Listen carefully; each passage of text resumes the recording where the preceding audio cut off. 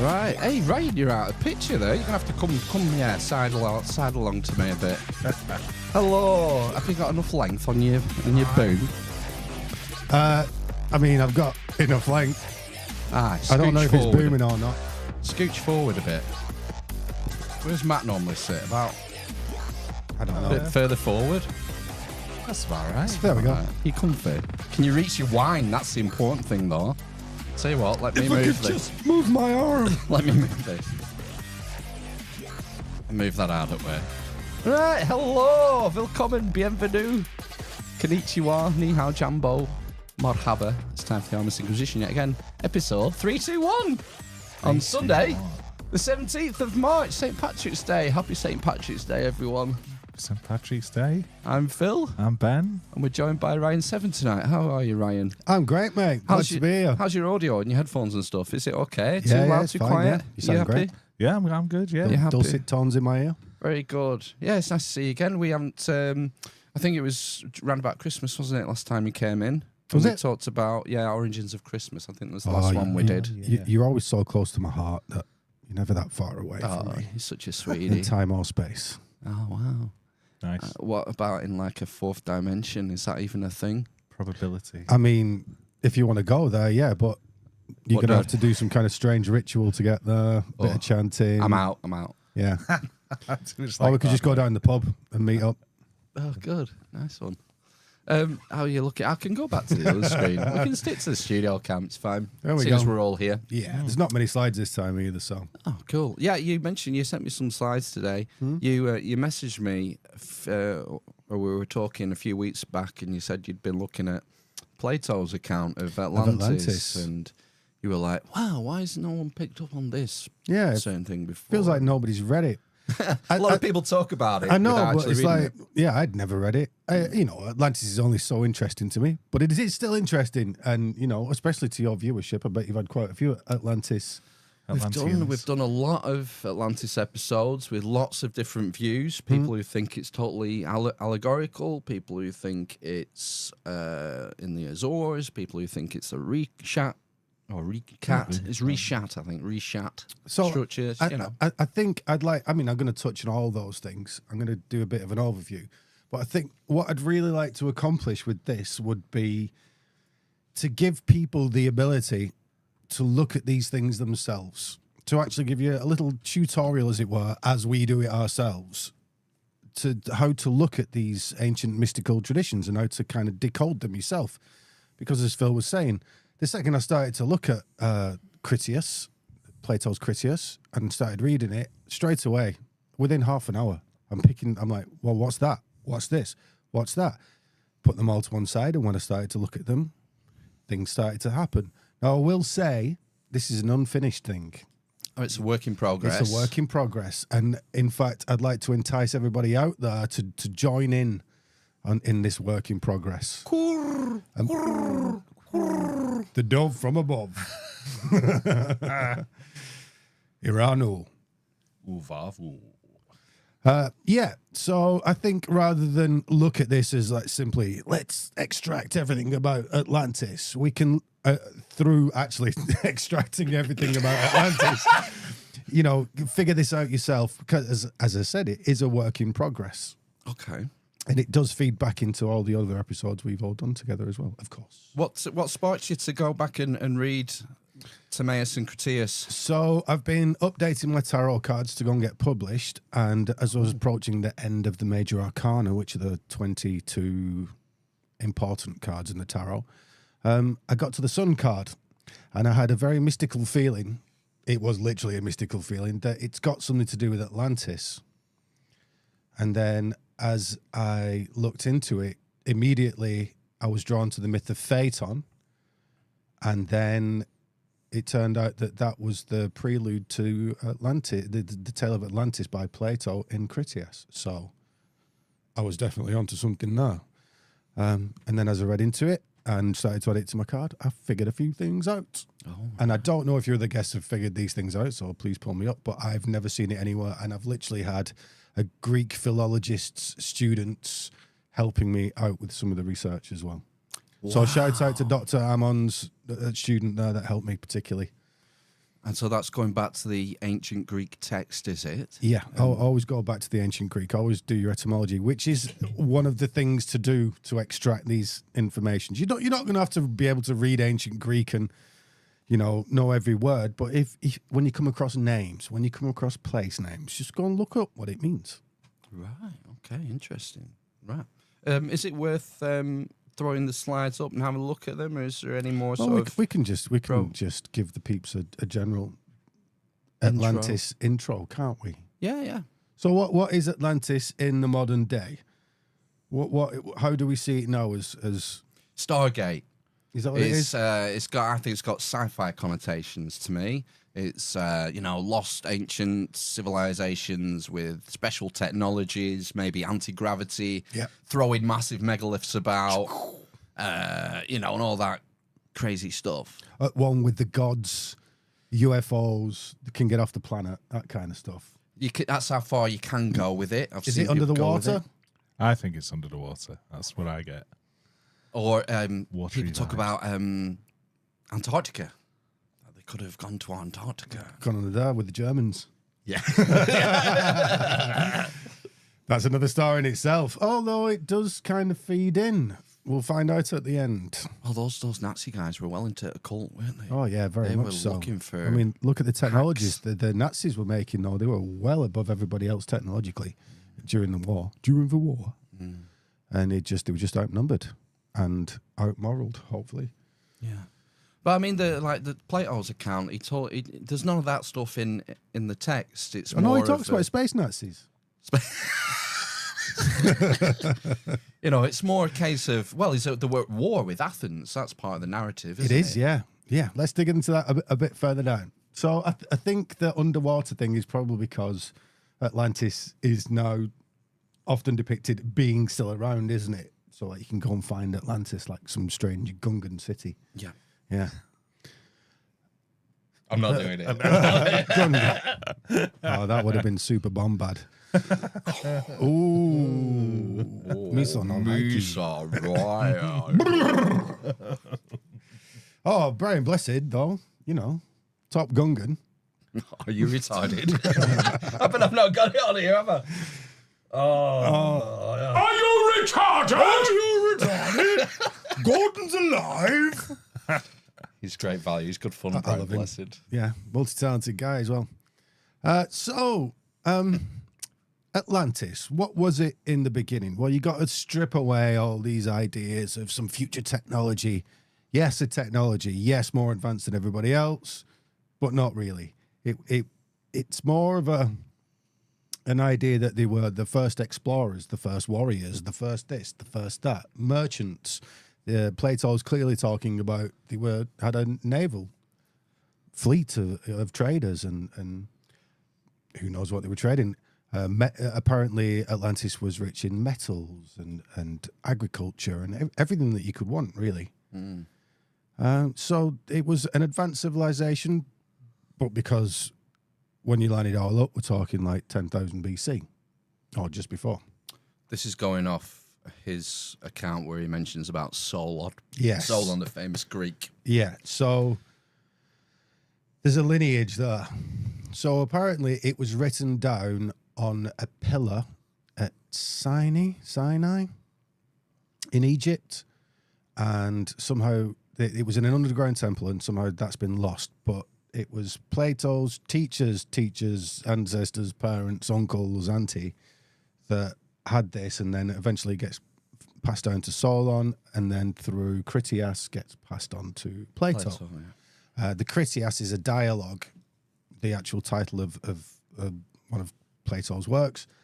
Often these old texts were dialogues between one person and another. So this is some kind of a drunken, rambling text. What's interesting about that, now I say it, is that it finishes halfway through a sentence. And when you look at other works comparable to Atlantis being this holy mythical city, it's an archetype, a perfect place, a civilization, knowing at this time that they're talking about there was no civilization, or indeed, as the story goes, the end of a civilization before a fire and a flood. So all these things added together, this idea of an archetype, this kind of holy sacred city, it repeats itself with the Rosicrucians. You get the New Jerusalem and the New Atlantis. Francis Bacon. Yeah. Now, when you read these things, they finish halfway through a sentence. They don't finish themselves off. They're going, they're teasing you. And as we said, hopefully this will be some kind of a lesson in how to look at these kind of texts, these magical texts. They all read almost the same. And by examining these little hooks, these little, oh, look at this. Come on. Oh, it's unfinished. Oh, no. What will we do? Hang on a minute. Why would it be unfinished? They're getting you to read and delve into it. It's just these little tricks, these little hooks to get you to look at it. So, what is Atlantis? Where is Atlantis? Well, doesn't Plato say, or it's related to Plato, that it's beyond the Pillars of Hercules? Yes. And most people equate that with the Strait of Gibraltar. No. The Pillars of Hercules are related to the Pillars of Atlas. Now, Atlas was the first king of Atlantis. But what is Atlas? Atlas is already a titan in the Greek pantheon. Oh, by the way, as I remember, a famous guy that Randall Carlson loves to quote all the time, Ignatius Donnelly, said that the myth of Atlantis is the key to understand the Greek myths. So again, let's start turning this key and unlocking this door. I could quite see how it is.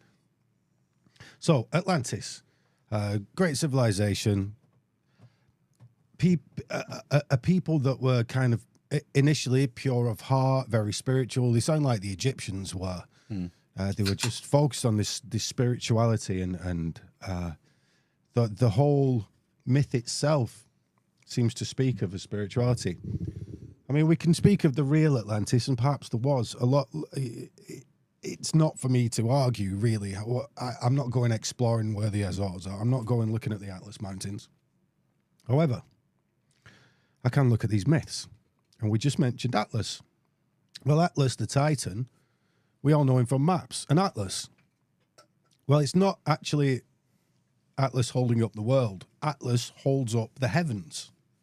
So we've already got the idea of a pole here, something holding up the heavens. The Pillars of Heracles, or Hercules, whatever you want to say. If you're actually going for the Greek, it would be Heracles.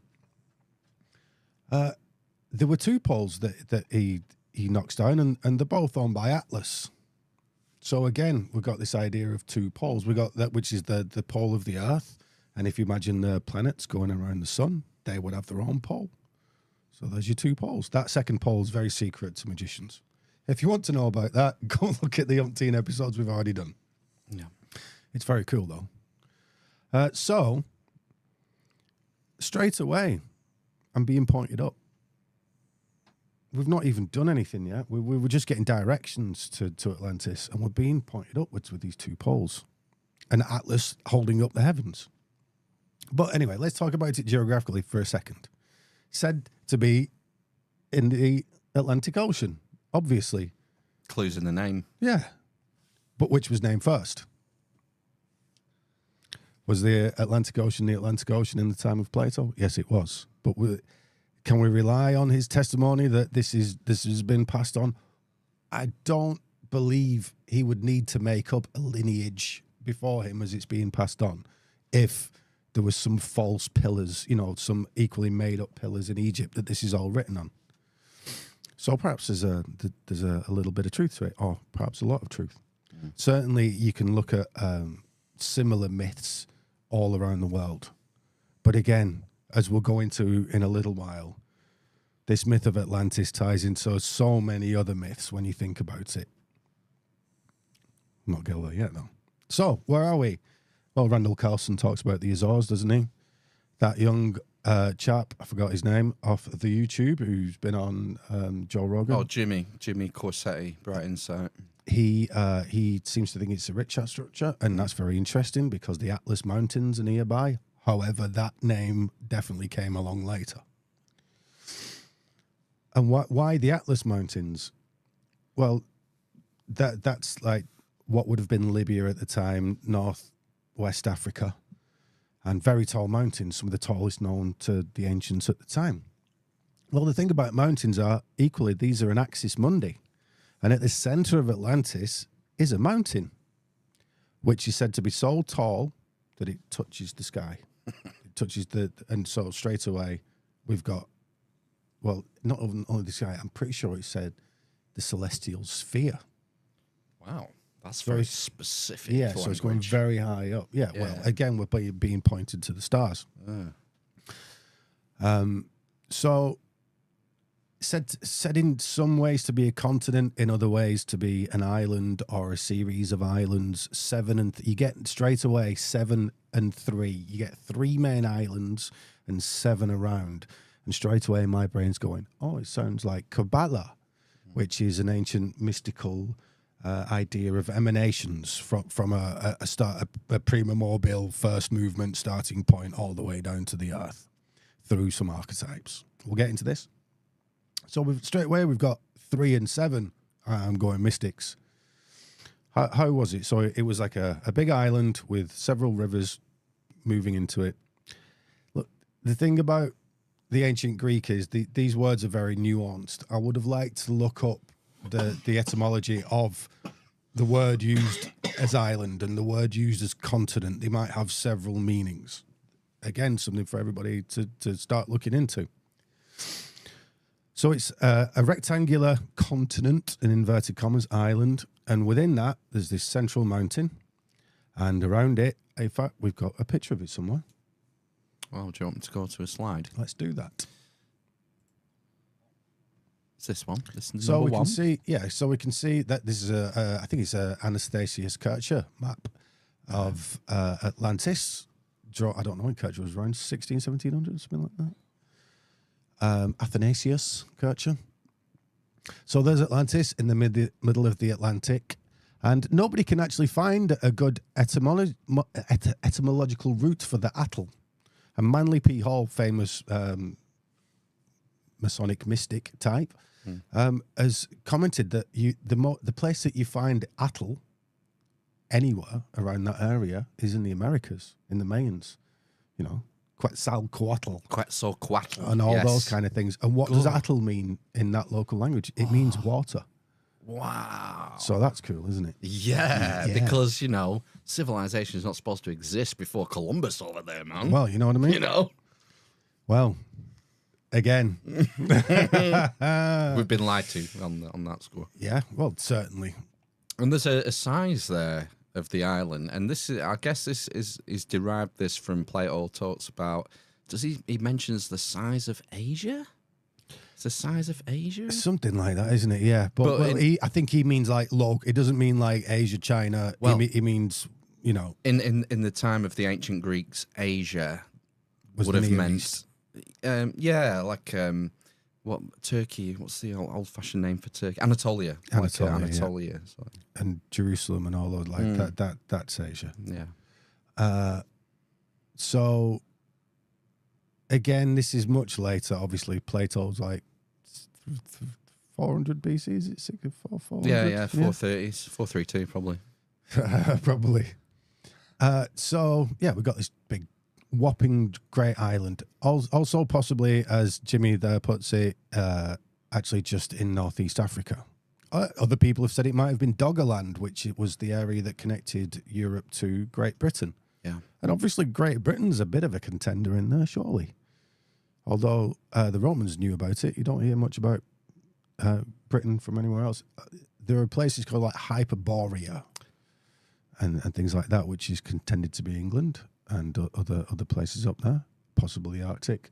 Who knows? The ancients were crazy and talked a lot of nonsense. Right, so next one, please. Oh, next one. Let's see what's next. Oh, wow. So, yeah, there's the classic ancient world. Libya, obviously Africa, and you can see there the old spellings like Ethiopians and Europe. But the Pillars of Hercules are the Straits of Gibraltar, which look like if that was a jaw and a mouth, they are the two incisors at the end. and it is a small pass for people to get through. Cadiz is near Cadiz, there. yes, and that comes back in later. You know a lot of this stuff already. I'm not spoiling that it, man. actually, no, that actually relates back to somebody's name in Atlantis. But Because that's like one of the oldest Phoenician ports. Cadiz. Was it called Gatir? Or is it, I think it was spelled with a G. I'll have it written down in my notes somewhere. Yeah, 'cause I've been reading about it. It's a proper ancient place, and obviously very strategically located there in the pillars. Yep. Sorry, go on. That's nice. It's great. Digress you. I haven't like mega boned up on this because I like this freestyle thing, and I knew you guys would know plenty about Atlantis, being the Amish Inquisition boys. So yeah, that's your ancient world there, and according to lots of people, beyond the Pillars of Hercules are those two little teeth at the front there, and then you're off into the Atlantic. However, I'm also citing that it's not only but also that those two pillars of Hercules are pointing to the two poles and are pointing you up. Atlas, by his very nature, points you up. Next slide, please. So here's I forget who's done this. It's probably somebody that Graham Hancock loves. One of those map dudes. Yeah, I can't remember. It's a fairly old one, isn't it? Yeah, definitely. And the interesting thing is, it's backwards, isn't it? Yes, but often maps, what is north now would have been east, because they saw the rising of the sun as being the most important direction rather than magnetic north. Yeah. Because we're all navigators, and until you get magnetic north working and longitude and latitude perfect, then the rising sun is the best place to look. So there is the island itself, all back to front, and there's your mountain in the middle that is like an axis. So we got to bear this in mind. An axis mundi is like a pole. It means an axis mundi, axis of the earth, a turning point of the earth. So straight away, you got to think North Pole, right at the top of the world, and a point that connects the Earth spiritually and physically from here to up there. Next slide, please. Ooh. So there it is, Atlantis. You've got a temple to Poseidon in the middle. We'll get to that in a moment, and a very tall mountain. We've got a ring where all the important things are. Then a ring of water, another ring where all the important people are, and the merchants, and there's a gymnasium there, and horse racing and all things. I'm sure these mean something when you get down to it. So the first thing I did, I actually messaged Randall Carlson this, though he did friend me after it, but he's never got back to me. So it's supposed to be 50 stadia, and when I worked it out. What the circumference was of all these islands, it's pi. Right. Instead of being like 3.14159, whatever it is, it was 31.141, just an order of magnitude up. And what's a decimal point between ancient peoples? So, we're already getting at, I don't think, look, if it is real, it doesn't matter because there's stuff, definitely things overlaid over the top of this. And Plato's teacher was Pythagoras. Pythagoras was an Orphic. The Orphics were... Orpheus was a poet and had all these magic powers and was amazing at music and could charm all the animals. What are the animals? Well, it's you. You're all the animals. You act like an animal. And the people are animals. So he's a magician. He can tame people and get them to do what he wants to with his music. What is the music? Eventually, it's the music of the spheres. So we're getting pointed back upwards again.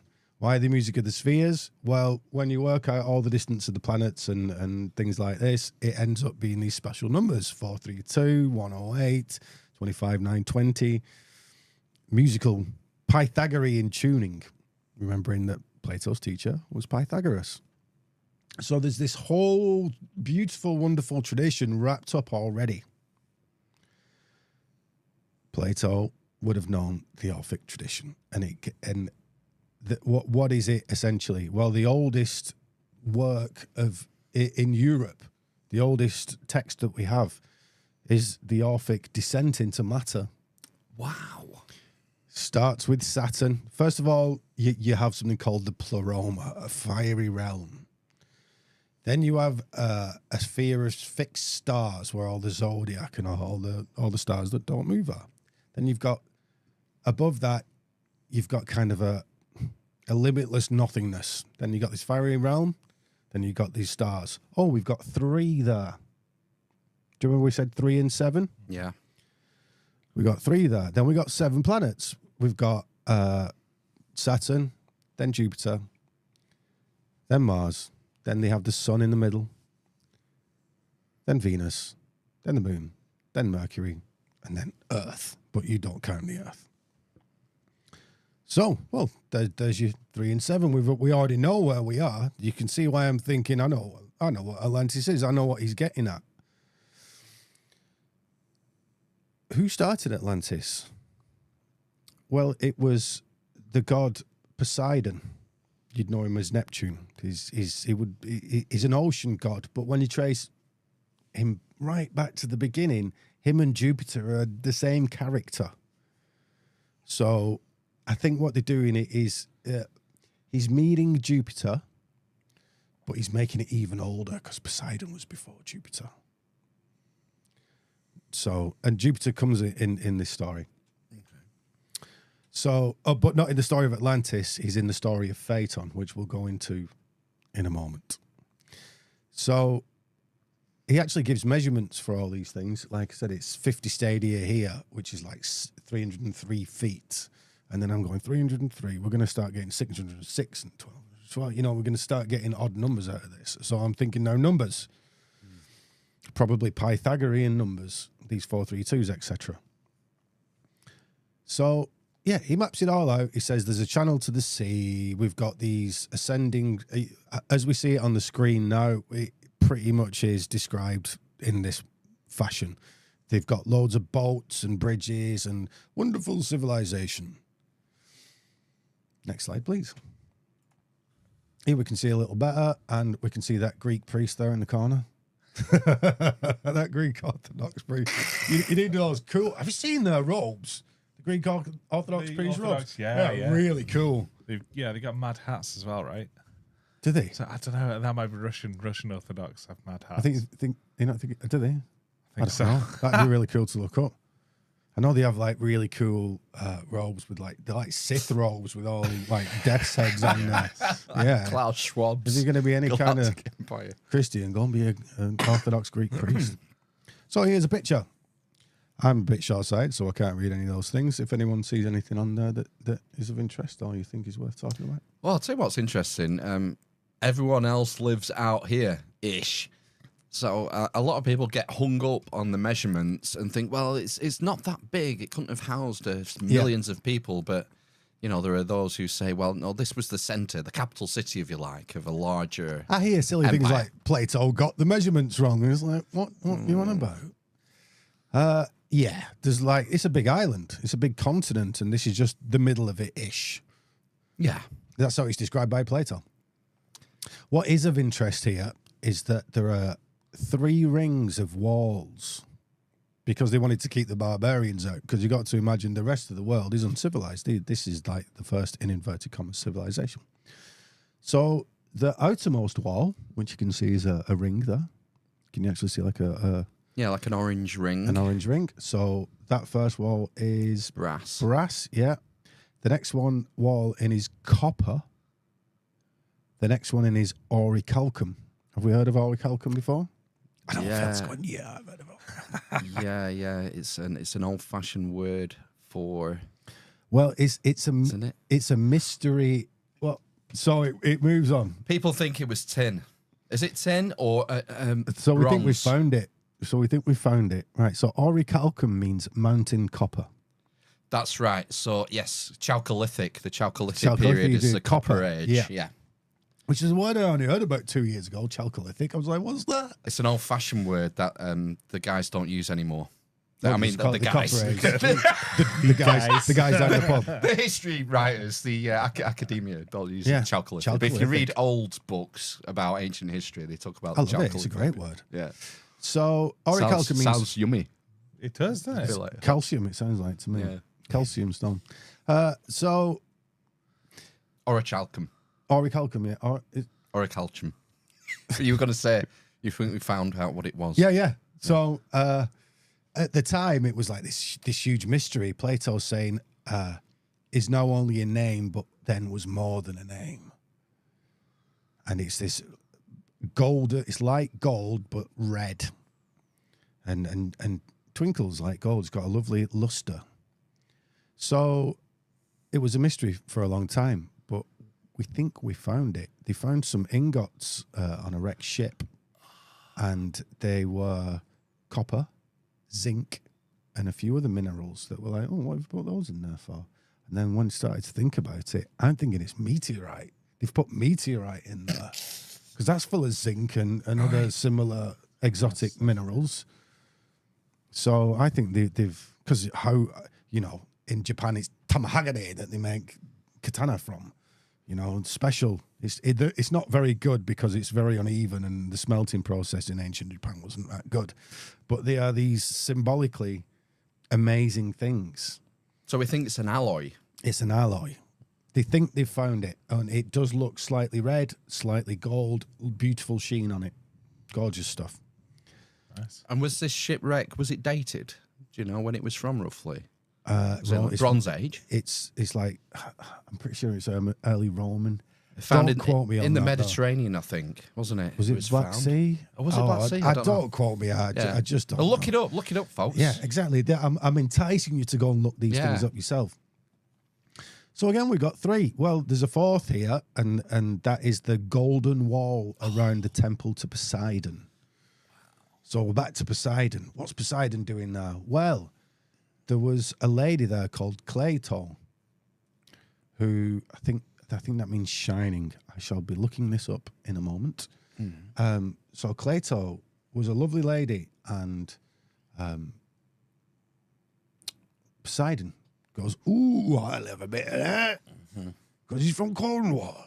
He nearly went Chinese at the end then. Oh, I'm from Cornwall.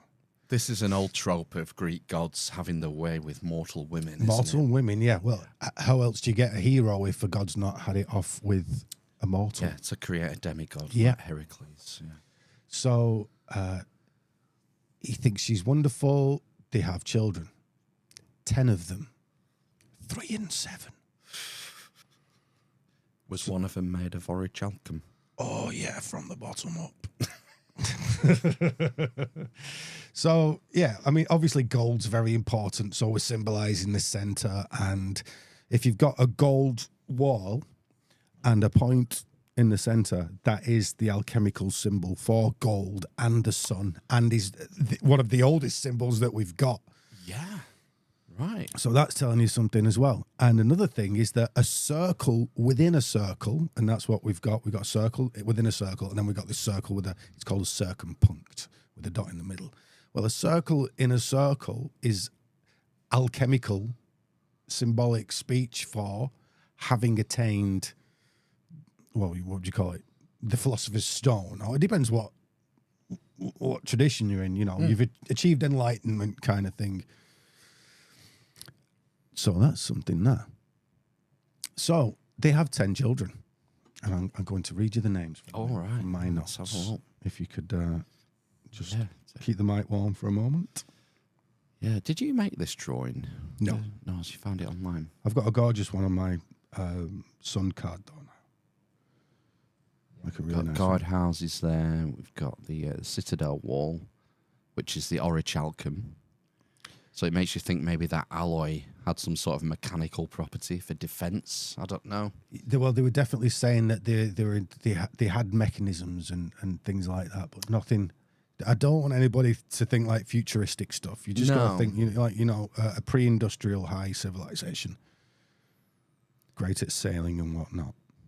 Well, I've got a quote here from, it's paraphrased quote from Manly P. Hall. He said, as I did with this Orphic tradition, that it's a descent of the superior into mortality. And we already talked about this infinite nothingness, this fiery realm, and the 7 planets, and that is basically being embodied. You got to think of them as resistors or seals that are sealing you in, resisting you from being the rest of the universe. And he says, the three rings are like the threefold nature of men, mind, body, and soul. You're always getting these, numbers. The 4 is the 4 elements, fire, water, air, and earth. Sure. Which are the body. And I was just talking about the people's names, wasn't I? Right. The 10 daughters that Plato 10 sons, 10 sons, offspring actually, of Plato and Poseidon. So Plato means renowned or famous. Right. In some other accounts, it's Uranos and Gaia. Uranos is like the sky, Gaia's the earth. It really means the principle of like infinity, infinitude, and like a condensation of materiality would be the best way to put it. Right. So, Plato means renowned or famous. And sometimes her grandfather was, it sounds strange to call, but anyway, it says the grandfather was Eliam, who you might know as El Elyon, which is like a Phoenician high god. Well, El means God generally. Yeah, Saturn is a Saturnian god. And he was a king of Phoenicia from Byblos, the wife of Beirut, Baal Beirut. It's all Canaanite stuff. So we mentioned before about the Phoenicians and things like that. The Phoenicians were this very ancient mariner, seafaring, pirate, drug dealing. Very interested in metals. Dealing. Yeah. They were mining tin in Cornwall. In Cornwall, yeah. So these 10 kids are divided into 5 pairs of twins. Straight away, I've gone 10.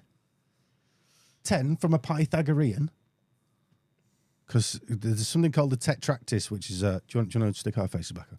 Certainly. There's a triangle of 10 spheres, which we know now is being Kabbalistic, or the tree of life, if you know that kind of stuff. But back then, it would have been the tetractys, which is a triangle just made out of 1, then 2, then 3, then 4.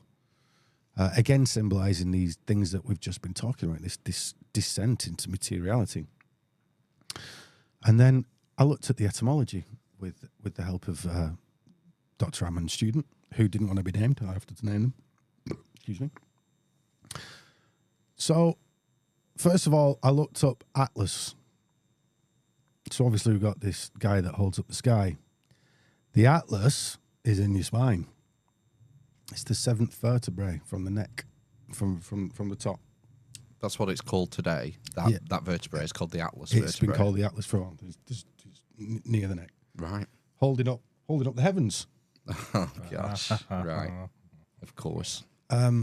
So, also, what was very surprising, with the help of this student, was that Atlas is the word that Pythagoras gave for the number 10.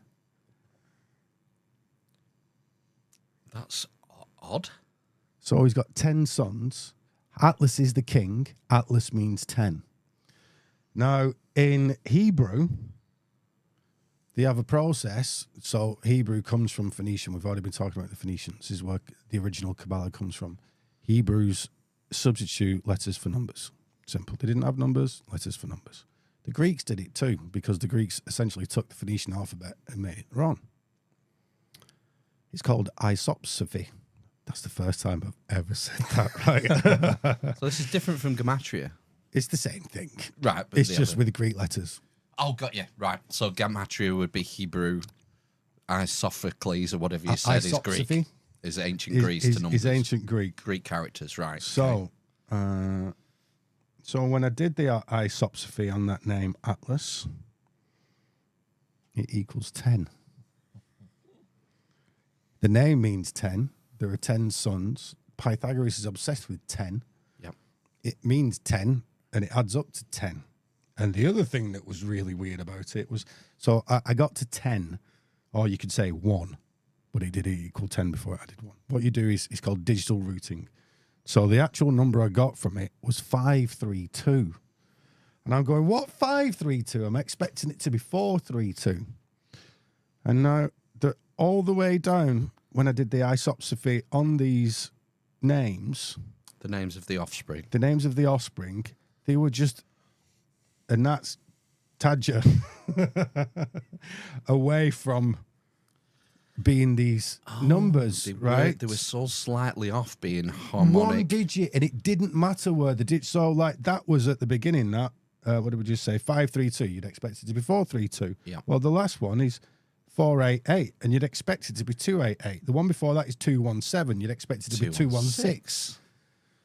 So there's a mystery there. So they're like all one digit off these really important numbers, all of them. And the other mad thing was, as I added them up, every one of them reduced digitally to one of the first 10 digits. So you've got 10, 6, the next one down to 9, there's 1, 3, 7, 4. The only one I got a repeat of was the number 10. But I figured, well, they want 1 as 10 and 1 as 1. Because when you add 1 to 0, you get 1. Digitally rooting it. So there you go again. So between all those names, each one of them is eventually either reduces both to near as damn it one of those Pythagorean numbers, and when you give it a digital root, it ends up in one of the first 10 numbers. And it's a complete set. It's a complete set. It's a complete set. Do you know what order they were born in? Well, they're given in an order, but that isn't the same order as the numbers. But I thought, flipping heck, to be able to achieve all the things that I've mentioned so far is a lot of thinking and a lot of working out, because you've also got to give it a name as well. And all these names mean something. So let's do that. So let's do that. So we said, let's just go for it. Do Atlas first. So this is the names from the ancient Greek alphabet. You've yeah. this is So where you get your I've meanings from. gone with a Greek philologist. Yeah. The student of a very good Greek philologist who's so into the mysteries. He knows so much more than I do about the Greek part. He wouldn't know anything about the numbers. So I think I've shown him before. The guy with he's got Medea written on the side of his head and I'm a crazy look familiar in his eye. with Yeah, who he is, Dr. Alan yeah. Hillman. He's. I know his student's going to be watching. He's a mad bastard, but he's amazing. I love the guy. So, Atlas, the eldest king. Atlas lived in the central mountain and was king over the rest. Atlas can also mean kind of to uphold or support. So again, Atlas holding up the heavens. Yeah. Or hard and enduring, referencing a mountain holding up the sky. Perseus, who's like... Phrygian cat. Yeah, very important to the mysteries, especially the Persian-style mysteries, is refused hospitality by Atlas, the Titan, and doesn't because Atlas guards his daughters, the Atlantides, also known as the Hesperides, who have a garden full of golden apples, which is the tree, on the tree, this central axis tree again, with a snake. It's a big dragon snake, and he guards the apples. So Perseus turns him into a stone mountain, turns Atlas into a stone mountain because he doesn't want him to get rid of his apples. How can I put this? So we'll get onto it in a minute, but one of the sons of Poseidon and Plato is called White Horse, and there's lots of these dude on a white horse myths. White horse is a reference. It's convoluted. This white horse is the white horse of the ocean, like sea foam. White horses. It's also a shamanic motif. You get on a white horse, i.e., a crazy shamanic potion, and you're going to go under the the white horse will take you to the underworld, which is under the ocean. But also you might get pulled off and drowned, hence going on a white horse. Well, Perseus, who we've just mentioned, he has a white horse, Pegasus. Yep.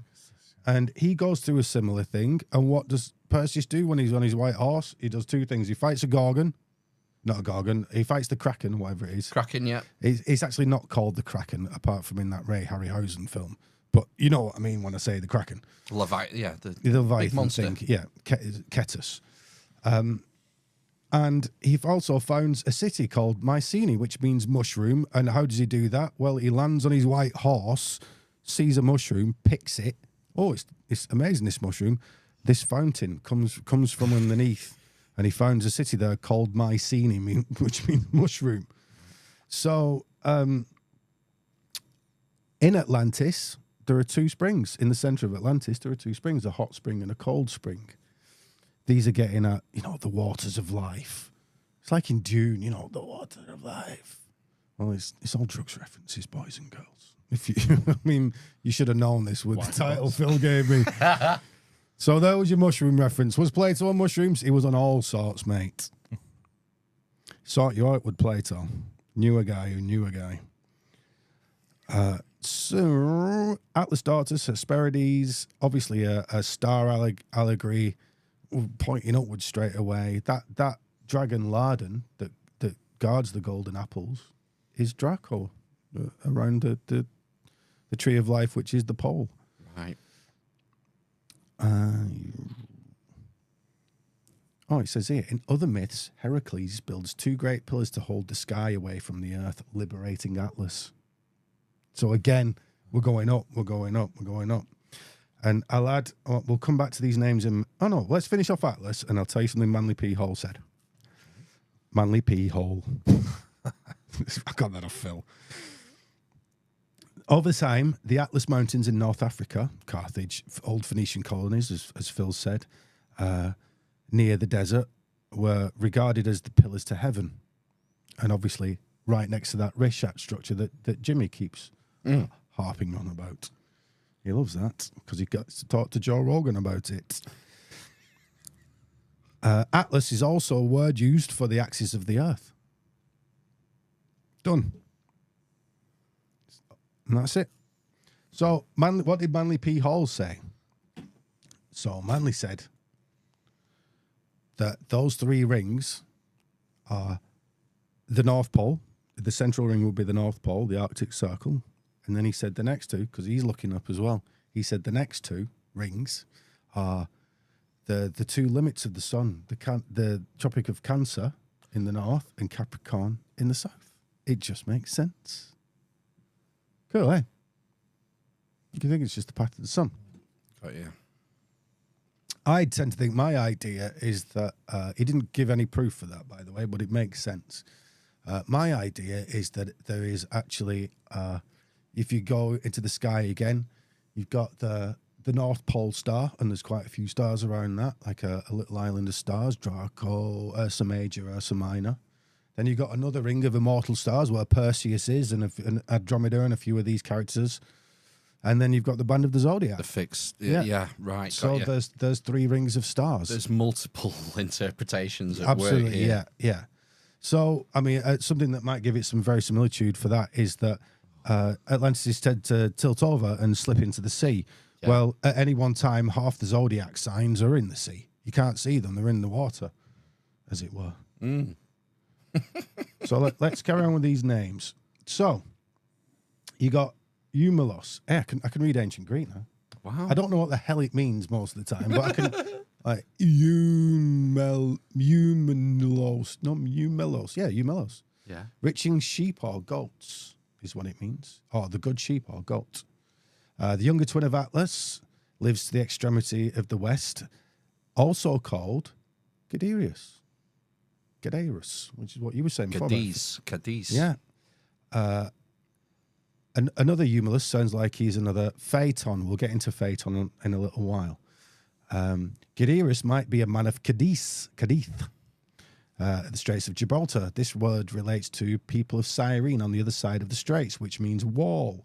Cyrene was a city of ancient Libya, which was the same as Carthage, all North Africa. So, by the way, when I was looking up in the Orphic texts, rich in flocks is used as a reference for the people of the Saturnian Golden Age, which is this utopian age of Saturn. Well, this is a utopia, isn't it? By the end, it'll be a dystopia, but right now it's a utopia. The third son, Amphore.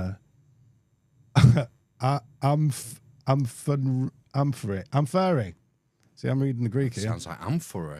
That sounds like something that holds fluid. Yes. Yeah. Possibly a wine jar with a narrow neck, also a liquid measure, amphore. Wow. So now we're starting to get, what's in that then? What's in this liquid measure? Kakion. Probably. Yeah, ergot. Right, so mysteries. No, I love this one. Excuse me, I'm reading ancient Greek here. Awamon.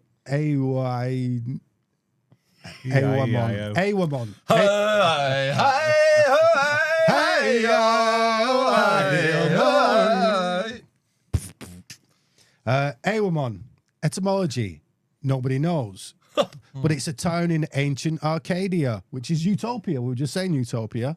Also, and I noticed this straight away, and so did the student, Ewa, which is where you get Eve from, but it's a Bacchic cry. That's what these crazy bitches doing all the drugs, eating raw animals in the mountains, going, Ewa, Ewa. If you heard that as a man, if you were a bloke and you heard that, turn around and run as fast as you can because you're about to get torn apart by loads of crazy women, loads of Bacchantes, the Maenads, madness. Where's this again? I know, you kind of go, oh, that sounds quite good. Oh, they will do you to death. Well, they do you and then kill you. So that's it's a big deal that if you do the shout in Ewa, which is interesting where you get Eve from. Adam and Eve are all ancient Greek terms, it turned out. Adam's like the same root as adamantium with Wolverine. Adamantium means really hard, unbreakable. And Ewa's a Bacchic cry. The next one is Meticulously, remembering like memory. Paying attention, to give mind to give heed, recording, memory, care for, mention, memorial. Something to do with the moon. The moon's a bit of a memory, subconscious, timekeeping thing. Meme, all these kind of words. So let's just recap here, because I'm seeing this. So we've had this Atlas, the 10, the emanations down to the earth. Then suddenly we're getting a bottle of a potion or something. Then we're getting a Bacchic cry. Now we're going concentrate. And now we've got autochthona. Oh, it's next to it that time. I'm struggling here. Chthonic. Chthonic, That's from the an old earth. word. It means a native. It means somebody from there, or somebody literally born straight from the earth. So we're just getting shamanic now. We're descending into the earth. Cthulhu. Yeah. Well, that is, chthonic. Yeah. Oh, well, go on, I'm going to try and read this. I can see it's written next to it, but I'll try and read it. Elasipon means horse riding nightly. Again, we got this horse riding idea, the white horse. He's like a driver to strike, to set into motion, to go. But because it's a white horse, it's got all these shamanic connotations. I will say as well, by the way, white horse is sea foam, which is moose elon, which is the etymological root of mushroom, because they thought mushrooms grew from the same stuff as sea foam, like moss. It's actually got the same etymology as mucus and snot, and it's big. So now we've got Mester, means advisor or counselor. So here's what I'm Meister. saying. Yeah, so we've gone through these Bacchic bits, this drinking. Now we're crying out like Bacchus. Then we've been paying attention. Then we've gone into the earth. Then we're on this white horse. And now we're seeing an advisor. Yeah. Counselor. Mester also a Mycenaean, son of Perseus. So Mycenaean, this mushroom kingdom. Greek, yeah. Perseus is the mushroom god, who is Mithras in the end.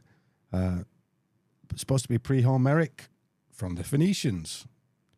Related to Kronos. Saturn, again. Right. I get creeped out when we Ryan, talk what about order Kronos. is this journey in? Just thinking about that gematria bit. You had a sequence, didn't you? Well, I think there is a sequence going on here. Yeah, I'm feeling a sequence here. Well, again, if anyone can see any better, I literally spent half an hour thinking about this. 3 hours just working it all out. I probably spent about 8 hours in total on the whole thing, including all the notes for my card, because that's what I was working on. I just figured that this would be a great thing for you guys as well. Just send us the invoices. And then the last one, number 10. Let's write this. Diaprepus means distinguished, magnificence, notable. So it's like a completion. You've gone through a whole sequence of things there. and kind of come back. Oh, we missed one out. Azaeus, from the Greek leader, from a Scythian word. So again, if you know anything about the Scythians and the Greek mystery traditions, including the Medea stuff, it's that arrow poison of the Scythians that's the at the heart of the mysteries, the Christos, the reason why Jesus gets that name. Maybe we'll talk about that in the future. So yeah, from those names we get, as I said, 526, 217, and 488. Just so close to being these Pythagorean ultra harmonic numbers. Very, very, very dodgy. So I can stop looking in that for a moment. You can. I'm sorry, guys. I normally do it all off the cuff, but that was a bit complex for me to remember. Yeah, you can't remember all those ancient Greek names, crikey. But what I can remember is the myth of Phaeton. Oh yeah. So Plato talks about Phaeton just before he starts talking about Atlantis. And you're like, you can see why. So who's Phaeton? So Helios comes down and has it away with some bint. I don't know where she's from. I'm sure she's a lovely lady. And as God's a will to do, he buggers off. And this kid, as he grows up, goes to school.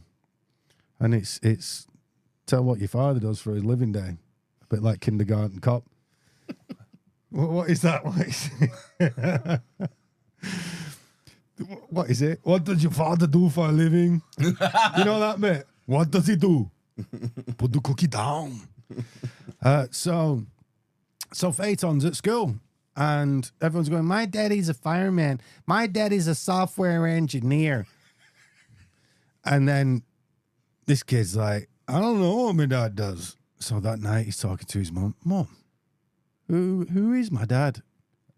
I can't tell you, son. Honestly, I'm not quite sure myself.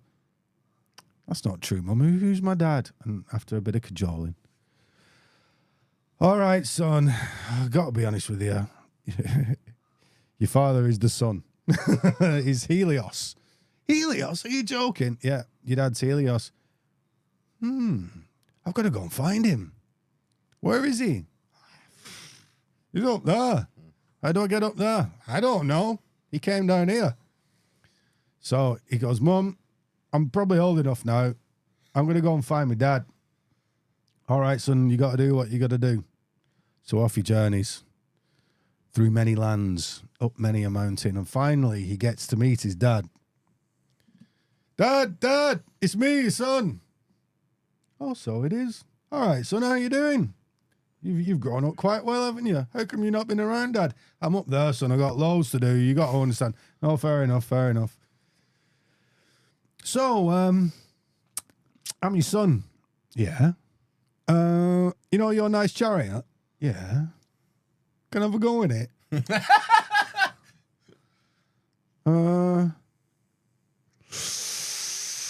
Suppose so. You know it's really scary up there, don't you? I don't care, Dad. It'll be fine. He's got no experience of anything in his life. Well, look, you know how you found your way here? He's like, yeah. Can you name all the landmarks? Well, yeah, there was here, there was there, there was everywhere. There's the pub on the corner. Yeah. Well, you know up there, it's not so much landmarks, it's more like monsters. There's a giant lion up there, and a bull that's horns will gouge your guts out. Oh, it'll be fine, Dad. It'll be fine. You promised me, Dad? Oh, go on then. Go on, have a go. Just be quick. Blip, blip. Gets in it. 6 horsepower. It journeys off into the heavens, and then suddenly he's above the blue of the earth. And he can see the twinkling stars. And he passes Cancer, Gemini, Scorpio, Aquarius. And he's up there and he's like, oh, this is amazing. And then as he passes Scorpio, the claws of Scorpio, seeing its venomous sting, he starts bricking it and he loses control of this chariot. And it's said that it starts turning across the night sky, lighting everything up. the moon sees it beneath its declination. Its declination means its angle in the sky. So then the moon sees it pass beneath it, and that's impossible. They're both on the same ecliptic trajectory. And he's plummeting around, and he's going past the horns of Taurus as his dad warned him, and everything's a mess. The whole Earth's on fire. Everything's gone to shit, and Jupiter's going, oh my effing self. And he goes, we're going to have to stop this quickly. So he gets his thunderbolts and strikes him down out of the sky. Phaeton comes plummeting towards the Earth. And it said that he ends up in the river Eridanus. Important note. And then his sisters, the Atlantides, the Hesperides, they're weeping, and then they put out all this fire with this flood of weeping. Yeah. Can you see Atlantis here, guys? The age is over. Having told this fantastic story in silly voices just like me, Plato then starts to talk about Atlantis. Obviously saying that these two stories are the same. I think it's worth taking a moment to have a think about what other stories are like this. Icarus comes to mind. Icarus, who made his wings from wax and flew too close to the sun.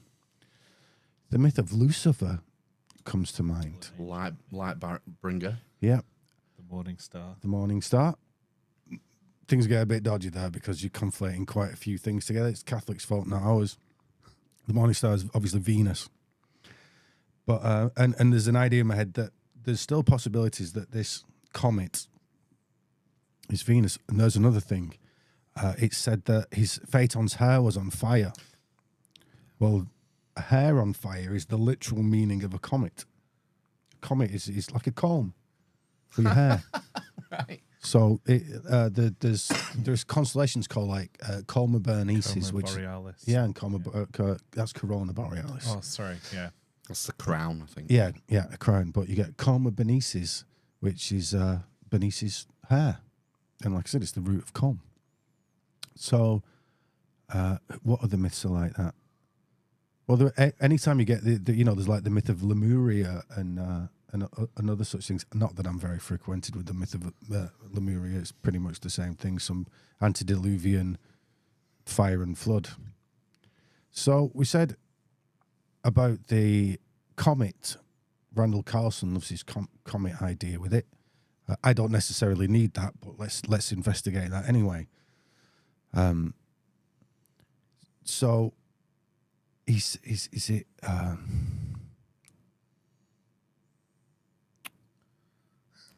What there's a Greek philosopher with Roman philosopher with PH in his name. I forget his name. It's just I want to say Porphyry, but that's not right. So Philo might be Plotinus. Philo. Oh, he's great, Phil, isn't he? Just keep whacking them out. We'll get there eventually. It doesn't matter anyway. What's he say though? He says that the myth about Phaeton is clearly about, again, that word, the declination of the bodies in the heavens. Right. So if something's going underneath the moon, well, that's impossible, and it's not going to have been the sun. So it's a comet, and even this philosopher mentions that we're probably talking about a comet here. So it's always fire and flood every time. Well, those are the two extreme opposites, aren't they? But when you look at it, more often than not, when these things are illustrated, you'll see Leo on there, if it's Phaeton.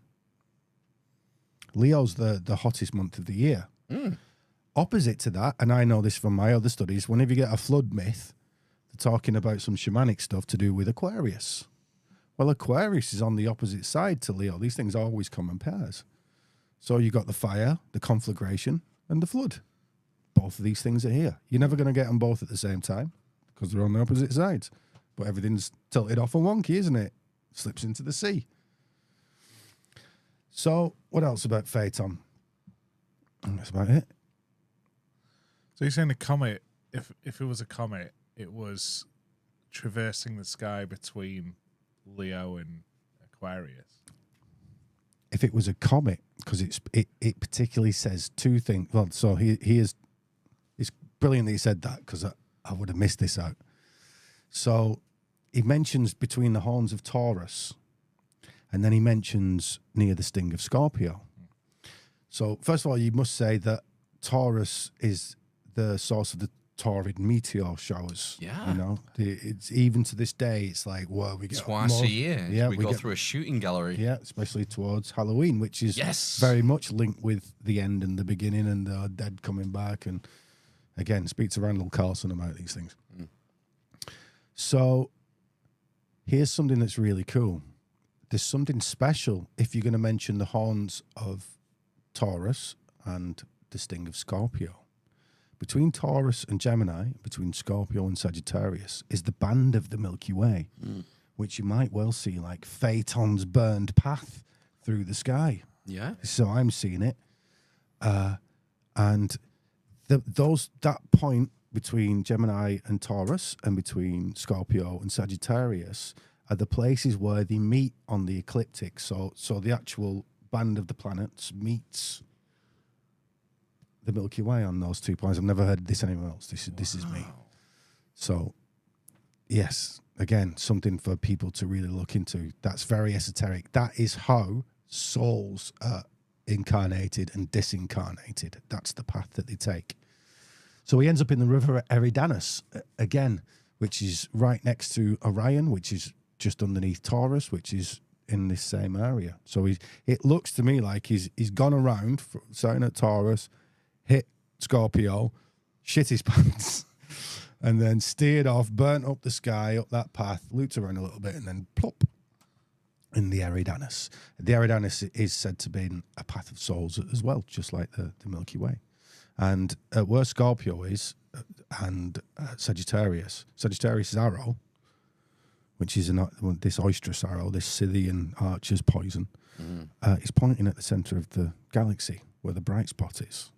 Literally the heavenly realm, the golden gate of the gods. Very deeply esoteric secrets, these.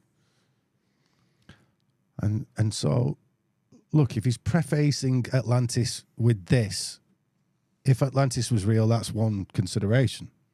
What I can certainly say is a mystical treatise on the emanation of souls into incarnation, of energy into matter. Pretty wild stuff, eh? It's crazy. That's mental. And to say that there's all these other myths related to it, including Noah's myth. Now, we can talk about this war between Atlantis and the Athenians. Mentioning that it's not literally the city of Athena, but people that lived where Athens is now. So the people of Atlantis, you could say they were like, very highly evolved, very spiritual, pretty much psychic is what you start to get from this. And with their high technology and high thought and great trading, they did really well. Well, just like Phaeton, just like Icarus, hubris is a mother bitch. This is a famous trope. I mean, people talk about this with ancient Rome. They get so successful, they become decadent, loose morals, all these sorts of things. We're living in Rome right now, I think. Well, a lot of people make the argument with the United States, don't they? Because they're the cultural leader of the West. Where they go, we tend to follow. Oh, yeah, and that, not long later. Yeah. Yeah. People make the comparison between ancient Rome and the new Rome, which would be centered in Washington. Yep, DC. I forgot where I was going. Where was I going? Anybody know? Oh, yeah, we're talking about the end. Yeah, we're talking about the end, weren't we? So what happened? Well, these guys with a great navy went out to conquer all the rest of the Mediterranean. Or who knows where else. These notes are being taken from on the Mediterranean. So it's said that the people of Athens did a great thing, that they summoned all the will and courage and fought off this great army of Atlantis who'd gotten far too big for the boots. And as Solon says, I think Solon is supposed to be like an Egyptian priest, isn't he? Well, he's like a Greek Egyptian. He's the Greek guy. He was a politician and philosopher, and he did a lot of traveling. So he was Greek, but the story was related to him by the Egyptian priests. from this pillar. So it said that he did this great thing. The Athenians did this great thing and saved everybody. But the waters that came and swallowed up the Atlanteans, water, one of the four elements, helped everybody. Unfortunately, the Athenians were swallowed up by the earth. The Athenian warriors were swallowed up by the earth. So we got two elements again there. So I've not really thought about it too much, but there's something else to consider there. Water tends to mean mind, environment, emotion. Earth is just physicality, cycles. What else is there to say on that? And that's essentially the end. And Plato's account trails off. He's like, starts talking about, oh, it all goes tits up. Doesn't really say much about flood. Doesn't really say much about fire. A little. And then it's over. And then it's like he trails off and goes for his dinner. It's another one of those things that just ends mid-sentence, right? Yeah, exactly. Implying that, like, oh, what's this? I need to finish this. Yeah. Now, is this a case that, because, you know, most of the ancient Greek stuff was lost, it was only sort of by chance, really, that, Christian monks who were copying bits here and there. Giordano Bruno. Yeah. Is that the reason why it trails off? I mean, you're suggesting that it's intentional. Yeah. You don't think it's just a case of, well, that's the only account that we have that survived. Well, it carries on, and it looks to me like the rest of it, of Critias, is talking about geometry and similar things. Right. And Plato's number, Plato's number associated with him is 5040, which is one of these harmonic numbers, and is actually like the most harmonic number. Why is that? In small numbers. Why is that associated with him? 5040. He's always going on about it in. What's the text where he's basically city building in it?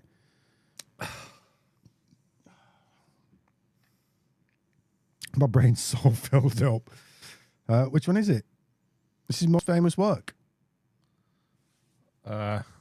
Phil's probably got it on his wall here. Oh, these are all just painted on. Yeah, it's just wallpaper. They're not real books. Plato. I'll find it out. Oh, here we are. Here we are. Republic. For fuck's sake, I didn't even have to open it. Do you know Plato's Republic. Do you know for fuck's sake. Do you know what Plato's real name is? I didn't know this till the other day. Wrestler. No, his real name. Yeah, no, but I can't remember. Aristocles. Aristocles. Yeah, Plato was his nickname because he was such a buff wrestler. was He broad. was a fucking kick-ass wrestler. Sometimes when he got into arguments with people, he'd just stand up and flex his muscles and he'd shut up. Basically, Plato was Mr. T. He was a base Sigma Chad. Based Sigma Chad. Base Sigma Chad. Yeah. Plato means broad-shouldered. It's pretty cool, isn't it? Yeah. Wrestler. He was a champion wrestler. Where were we? The end.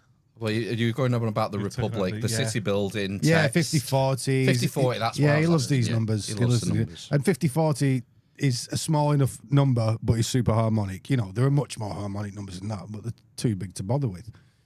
You know, you don't want 6,951,000. You know what I mean? Isn't it? I can't deal with that. 50-40 is enough. I mean, it's so big, I can't even be bothered saying 5,040. I just go straight for 50-40. But again, 54. 5 and 4 is 9. Whenever you're playing with these numbers, they always reduce to 9. And it's amazing. What else do I have to say? Shall I have a look at my notes? Yeah, why not? Yeah. Oh, we had slides. Do we have any more slides to I look think at? they're all maps. Have a look. Let's go to... I'm on the wrong page here. Let's go to this one. So we've had this map here. We've 2 more slides left. Oh, here's the sort of Mauritania idea. This is the recap structure. The Eye of the Sahara is going to be over here somewhere, sort of the left of that image. Oh, this is an interesting quote. This is Manly P. Hall again. Atlanteans started the first war.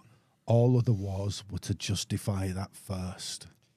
Gosh, that's Isn't that mystic, deep? innit? Yeah, that's great, that. It's very mystical, that, and creepy. Creepy, yeah. It was Manly P. Hall who, I don't know what his source was, but he said that Plato was an initiate of the higher mysteries in Egypt, and that he was initiated in a subterranean chamber at the Great Pyramid. Wow. Cool. Wouldn't surprise me. No, it wouldn't surprise me. Pythagoras was definitely at it. He was off with the Babylonians, the Egyptians, anyone that would give it to him. Yeah, I think that's pretty much it. Proclus says the point in the story is the conflagration.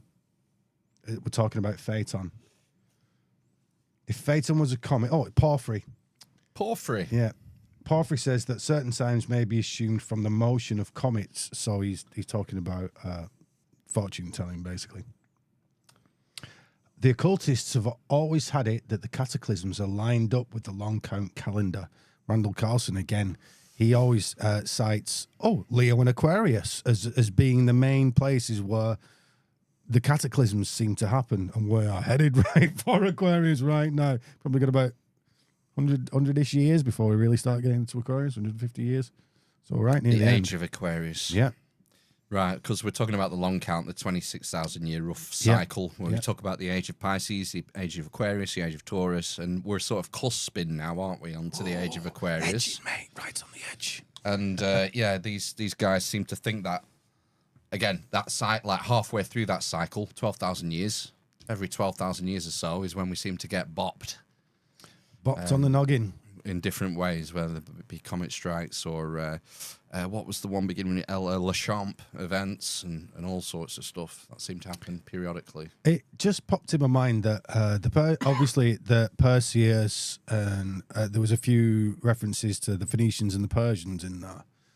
Well, the Persian religion of Zoroaster, which would have been around at that time, has many references to a conflagration and is the point of the Mithraic tradition as well, this conflagration in Leo. Again, they're always Leo because that's the hottest part of the year. So it's like this, there's a definite... If it was ever real, there's been a mythologizing of it, or possibly the myths have come as a result of it. Who knows?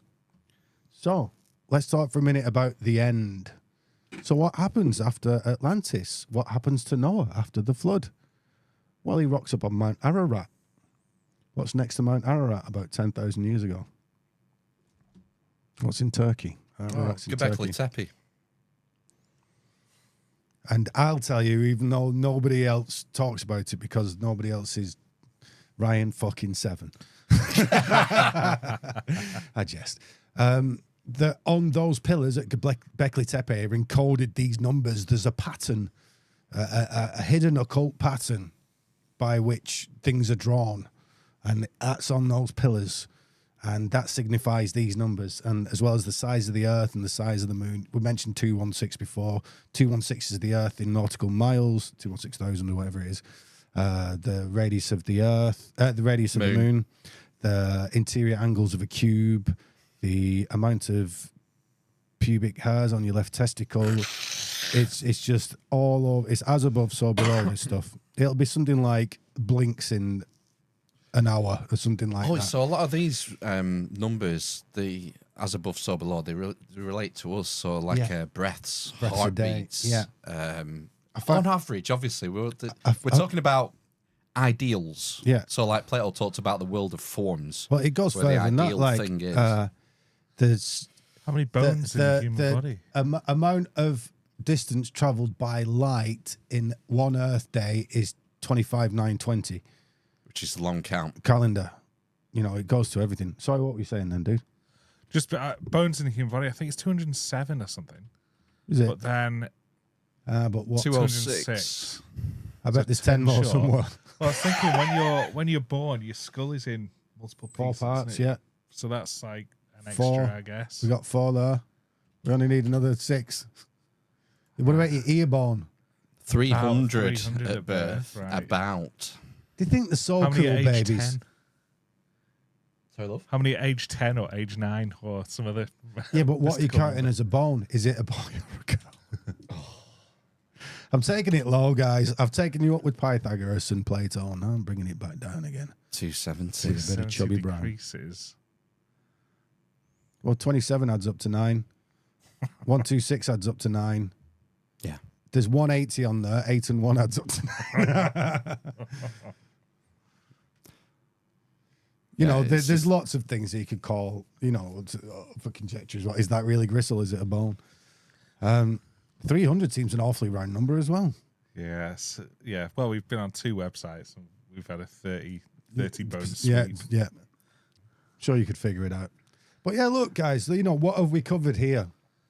Wait a minute. We were somewhere else then. We were at the end. Oh, yeah. Mount Ararat. We've rocked up at Mount Ararat. Oh, yeah. And I could tell you something quickly about the Noah flood thing. Look, it's zodiacal. We've definitely come from, we've gone through like Pisces and Aquarius, and we rock up on the mountain goats area, which is Capricorn. So, we're on Mount Ararat. How has he got there? Well, he uses a blackbird and a dove, doesn't he? A crow and a dove to find his way. And look, you can find this story in the Epic of Gilgamesh.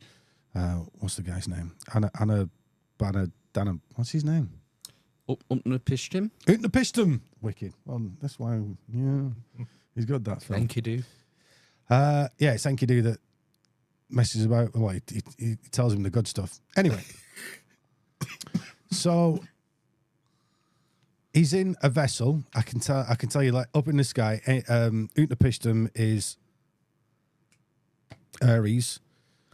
Pegasus is a square, and that's clearly the arc. And directly across from Pegasus is Argo, which means arc. Argonauts. Argonauts, yeah. The Argo. Ship, yeah. And look, it's all this flood stuff. It's always up in the sky. And when he's about to rock up on land, the way he finds out is through a crow and a dove. Well, there is a vessel, a crow and a dove on a snake up there on Hydra. And you can see where everything's positioned. Oh, it's telling the story of the stars. Sorry, say that again. About Hydra, there's a snake called Hydra. Yeah, constellation. A constellation, yeah. Sorry, guys.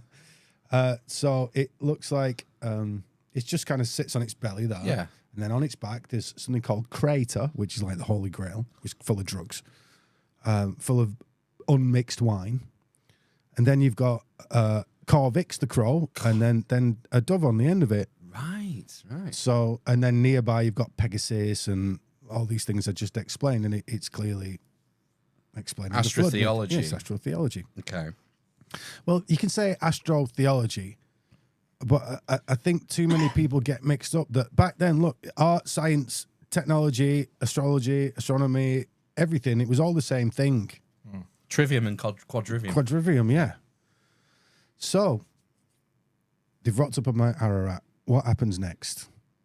Well, Noah has 3 sons. Shem, Ham, and Japheth. Something like that. Japheth, Japheth? I think. Geppetto? Oh, it might be. Might be a thing. One dude's whitey, another dude's Asians, and then the Egyptians. East Asians, not Chinese and Japanese guys. Just the... we don't count them. Yeah, just our local Asians. Yep. And then the Egyptians. And these are his 3 sons. There you go. And then from there you get like the world is replenished. So you're constantly getting these origin myths all the time. Everything's an origin of this, origin of that. But that's interesting because that might be semi-historical. Maybe they did rock up around that area. Certainly, it looks like civilization starts that. And as I keep saying... Or is rebooted. As I keep saying, this stuff, this secret science of the magicians is the capability to restart civilization. That's exactly what it is. That's what's in your ancient man bag. Yes. You think that Oannes would have had, and all these other characters. Multiple things. That handbag's always drawn to that pattern. In the handbag, it's really a bucket. It's called a bandadu bucket, and it's full of sacred water. What's sacred water? We've already said it's drugs. What is also it? Well, it's kind of your semen. They always hold it at the groin. groin level. Well, it's full of water and pollen. The pollinating fig trees. Fig trees can only be pollinated by the hand or by a parasitic wasp. So more often than not, to guarantee it, they're doing it by hand. This again is an allegory for taking your sexual fluids and pollinating yourself. They're doing it with a pine cone at the level of the pineal gland. You know, it's this ancient Kundalini stuff. What they're really doing is subverting sexual feelings into something else. Sexual alchemy, we call it now. We should actually do a full episode on that one time, just that, and like a practical how to do it yourself. I thought you were going to say demonstration. That cracking will get banned. We can't put that on them we could just get really close to the camera and do it with our eyes and a big grin. Yeah, that sort of plays into Tantra, and it's this sort of, it's like edging, and then using that energy in a different way. Yes. Channeling it in a different way. That's what, there are many methods around it. It might just be simple like, oh, she's really sexy. Then you feel that little gush that you get, you know, and then you go. I don't mean it like that. I mean a gush of chemicals. That was a good way of putting it. I thought he's a little boy. That one. Stuff I've been saying tonight. So yeah, you take that little rush that you get, a little gush of chemicals, and then you could go, I'll go and hide away for 5 minutes and enjoy myself. No. You go and do 20 press-ups. You go and jog up a mountain. You just take that little whoo that you get and you just subvert it into something else. You sublimate into an entirely different thing. And you can take it much further than that. And it looks like if there is a woo-woo magic, that is the way you get a charge to do it. It feels that way for me, but it's not very scientific, is it? We should definitely do that in a few months once we've had a break. You know, we should come back and we should do this. Are you having a break? A break? No, I mean... We're having a break, or you're having a break? No, I mean, like, we can't have you come every week, Ryan. What I mean is, like, leave it for a bit, and then... That's what I was saying. And then come back and do us one on sexual... alchemy. Force alchemy, Yeah, let's do that. I think that'd be good. Yeah, I think that would be a good one. It'd be a bit lurid. I'll give you a trigger warning now. Okay. Because, you know... with me, I'll be delicate at the beginning, then halfway through sentence, I just abandon ship and start swearing. Unbesmegging-leavable. For fuck's sake. Is there, because we've done over an hour and a half now. No, I'm there, mate. Is there anything that climaxed? Anything right on top of Mount Ararat. Regarding Atlantis that we've missed that you wanted to get off your chest? Or do you think we've pretty much covered? I guarantee on the drive home there'll be something that pops in my head, but that's always the way, isn't it? I mean, we haven't answered the question really, was Plato on mushrooms? Well, if the White Horse Perseus connection's anything to go by, and the fact that one of the people was called Ewa, the old Bacchic cry, yes. And look, philosophers in those days and statesmen, they get a tent, fill it full of burnt offerings, i.e., cannabis, frankincense, myrrh, many other things, purple shellfish, all sorts of stuff, and get off their head while they're getting drunk on unmixed wine, which would have had they were on all sorts. They get off their head, argue it out, think it all out, have a great time, and if they woke up the day after and still agreed what they'd said the day before when they were drunk is true and valid, then they'd put it into law. Otherwise... Back again. Yeah, back again. Yeah. Back in the tent, guys. Hitting themselves with branches like that. Well, this has been fab, Ryan. Yeah, good, cheers. I've enjoyed this. I didn't think it'd go so smoothly, to be honest. I've had a head full of filming today. Did I say I've been Pythagoras and Jesus today? Oh, filming? Yeah, I was out for filming. Your YouTube channel? For my upcoming Netflix one. Oh. I was... Because there's a story about Pythagoras and Jesus, there's the same story. They both go and count 153 fish. I'll not tell you why. Oh, it says 153 there. So... It's 9:53. 21:53. So, yeah, I had to be both Jesus and Pythagoras. And the difference in costume was, when I was Pythagoras, I had a pie in my hand. And when I was Jesus, because it's Jesus resurrecting, I was zombie Jesus. I was literally zombified. Oh my god. There's one, just because I like to make it up as I go along. I was talking to Peter, who'd just seen me for the first time. I'm like, mate, you wouldn't believe what they had me like that. They fucking stabbed in the side there. 3 days later, mate, I'm coming out like this. Right. Oh, brilliant. Such a heretic. Yeah. Honestly. Well, we should sign off. We should. We should. We need to do some housekeeping and some headlines. some Part news. 2. Ooh, it was fun that last time. Yeah, you can stick around if you want, or Mate, you I'd get love yourself to. away. I've had such, like I said, I've been out filming all day. You need to The only reason I've got any energy at all is because of the edging. It's funny because it's true. Well, if you want to follow up with Ryan's stuff, you can check his YouTube channel out or friend him on Facebook.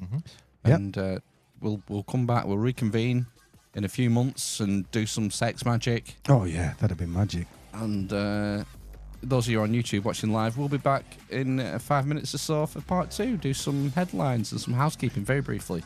Well, not very well. Mid Mid-briefs. briefs, yeah. All right. Thanks for watching. See you soon. Try. Bye for now. Bye.